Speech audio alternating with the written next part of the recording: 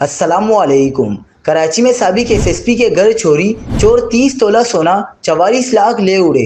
तेलगा खेज वाक़ये पर दुनिया हैरान रह गई। क्या आप हालात हाजरा से आगाही हासिल करना चाहते हैं? खबर के पीछे छुपे असल हकाइक जानना चाहते हैं तो अभी सब्सक्राइब कीजिए दिलमिल पाकिस्तान को और साथ ही घंटी के निशान पर क्लिक कर दें।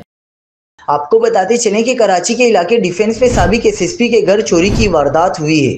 कराची में साबिक एसएसपी के घर चोरी, चोर 30 तोला सोना 44 लाख ले उड़े। डिफेंस फेज 8 में रिटायर्ड एसएसपी के घर चोरी की वारदात का मुकदमा रिटायर्ड एसएसपी गुलाम सरवर अबड़ू की मुद्दईयत में दर्ज कर लिया गया। एफआईआर में कहा गया है कि चोरी के वक्त घर पर कोई नहीं था। मुल्जिमान घर से 30 तोला सोना, 44 लाख रुपए और दीगर अशिया चोरी करके ले गए।